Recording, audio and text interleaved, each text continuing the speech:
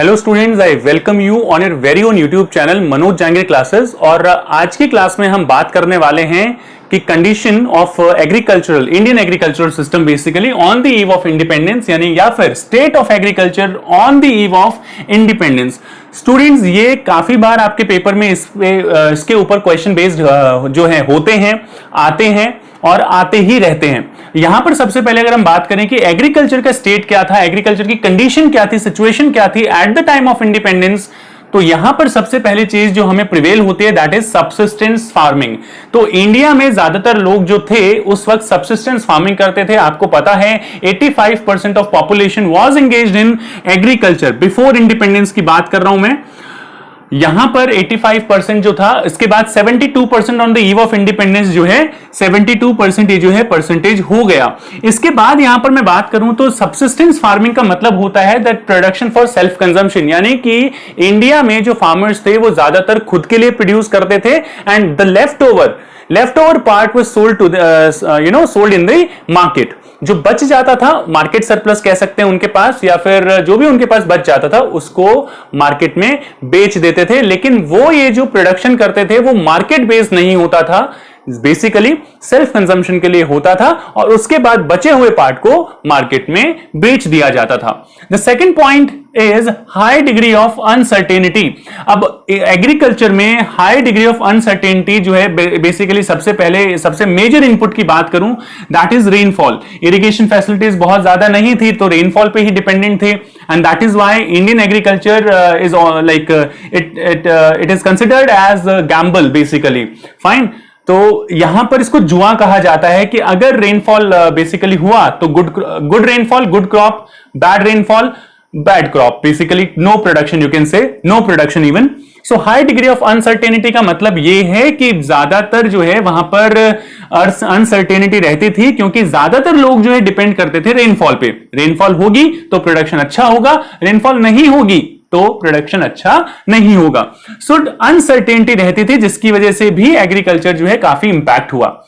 इसके बाद बात करते हैं low level of production and productivity. आप देखेंगे कि प्रोडक्शन और प्रोडक्टिविटी दोनों ही कम थे। क्यों थे? इसका आप जो है लैंड रेवेन्यू सिस्टम जो है वो रिस्पॉन्सिबल हो सकता है इसके लिए, ओल्ड टेक्नोलॉजी भी रिस्पॉन्सिबल हो सकती है इसके लिए।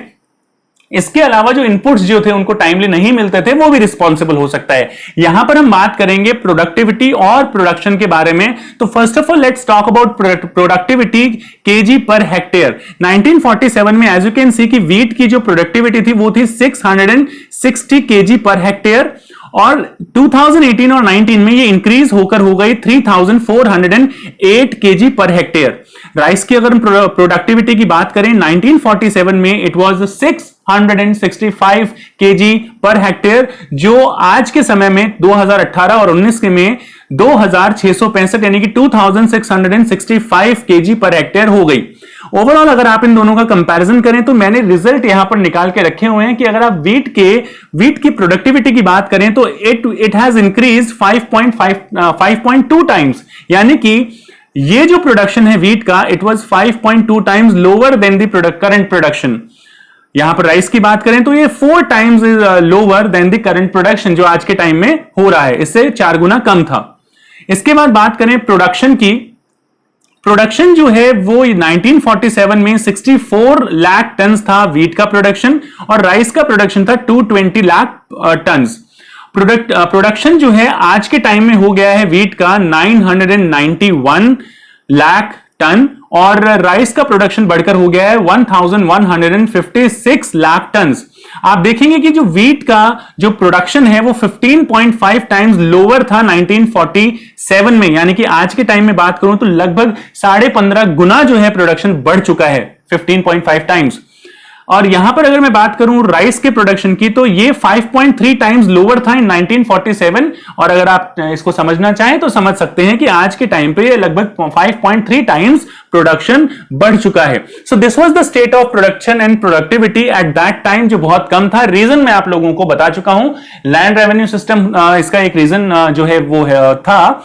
दूसरा जो है high degree of dependence on rainfall या लैक ऑफ इरिगेशन फैसिलिटीज और ओल्ड टेक्नोलॉजी को आप इसका रीजन बता सकते हैं। लैक ऑफ प्रॉपर इनपुट्स की बात करते हैं स्टूडेंट्स कि प्रॉपर इनपुट्स नहीं थे हमारे पास। इनपुट्स यानी कि जैसे कि प्रोडक्शन के लिए जो भी चीजें हमें रिक्वायर्ड होती हैं वो पूरी चीजें हमारे पास नहीं थी। फॉर एग्जांपल फर्टिलाइजर्स की कमी थी हमारे पास, वो अवेलेबल नहीं थे।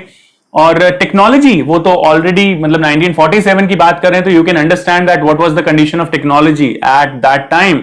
एंड इरिगेशन फैसिलिटीज भी इतनी ज्यादा नहीं थी। Even the canals and wells were not well developed at that point of time. Forced commercialisation of agriculture, लोगों को फोर्स किया जाता था कि आप जो है बेसिकली पहले जो है हमारा जो प्रोडक्शन होता था वो सेल्फ कंजम्पशन होता था, मार्केट कंजम्पशन के लिए हम प्रोड्यूस नहीं करते थे। सो सेल्फ ओरिएंटेड होता था, फैमिली ओरिएंटेड प्रोडक्शन होता था, जिसको ब्रिटिशर्स ने कन्वर्ट कर दिया मार्केट ओरिएंटेड प्रोडक्शन में।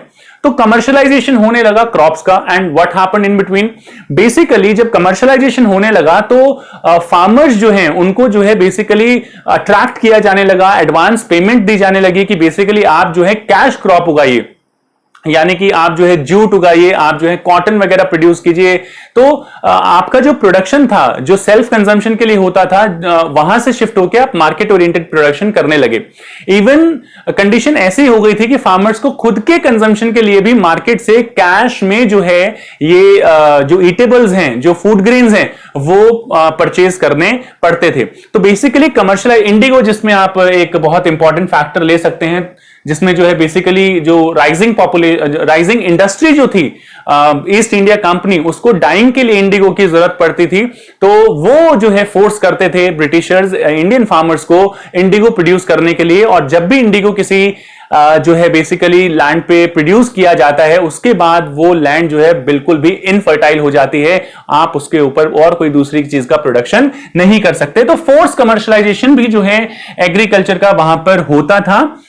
इसके बाद बात करें लैंडलॉर्ड एंड टेनेंट रिलेशनशिप। देखिए लैंडलॉर्ड और टेनेंट रिलेशनशिप भी बहुत अच्छे नहीं थे, क्योंकि लैंडलॉर्ड जो था उनको सिर्फ एक ही मतलब होता था, they just wanted to share the crop which tenants have produced. Fine, even though यहां पर जो जो क्रॉप शेयरर थे लैंडलॉर्ड एंड टेनेंट, वो ज्यादा थे, जबकि कॉस्ट शेयरर नहीं थे वो, यानी कि दोनों आपस में कॉस्ट शेयर नहीं करते थे, सिर्फ अपनी जो है क्रॉप शेयर करते थे। और जो जमींदार वगैरह थे यहां पर, जो बेसिकली उनको सिर्फ एक ही मतलब होता था कि अपना हिस्सा लेने से they didn't pay attention on the basically productivity of the land, और basically they didn't invest in that particular thing. उसमें कभी उन्होंने इन्वेस्ट नहीं किया, उसमें कभी ध्यान नहीं दिया, बिकॉज बिना कुछ किए जब सारी चीजें मिल रही हैं, सो उनको मुझे नहीं लगता कि कोई जरूरत थी ध्यान देने की। And that is the result कि वहां पर इस तरीके के रिलेशनशिप प्रिवेल थे उस टाइम पर। इसके बाद मैं बात करूं small and fragmented land. Small यानी कि छोटे छोटे टुकड़े, फ्रेगमेंटेड यानी एक टुकड़ा यहां पर है, एक टुकड़ा यहां पर है, एक यहां पर है, एक यहां पर है, मतलब कि कलेक्टिव लैंड जो है वो वहां पर नहीं थी, फ्रेगमेंटेड थी, स्मॉल होल्डिंग्स थी, जिसकी वजह से जो है इकोनॉमिक यील्डिंग नहीं हो पाती थी। इकोनॉमिक यील्डिंग का मतलब यहां पर बेसिकली कि आपका आउटपुट जो है वो कम होता था, कॉस्ट जो है आपकी वो ज्यादा होती थी। तो यहां पर जो है अनइकोनॉमिक यील्डिंग इसको हम कहते हैं। This is all about the agricultural state of India on the eve of independence. Video कैसा लगा? अच्छा लगा तो वीडियो को लाइक करना ना भूलें, सब्सक्राइब करना ना भूलें हमारे चैनल को, और आप हमें जो है कमेंट करके भी बता सकते हैं कि क्या इंप्रूवमेंट हम जो है इसमें कर सकते हैं। स्टूडेंट्स, आप हमें चाहें तो हमारे सोशल हैंडल्स पर भी जो है फॉलो कर सकते हैं। इंस्टाग्राम, फेसबुक पर मनोज जहांगीर क्लासेस के नाम से ही हमारा जो है चैनल है। हर एक कमेंट को पढ़ता हूं मैं, तो कमेंट जरूर करें, बताएं। तब तक के लिए keep learning, keep studying and keep watching Manoj Jahangir classes.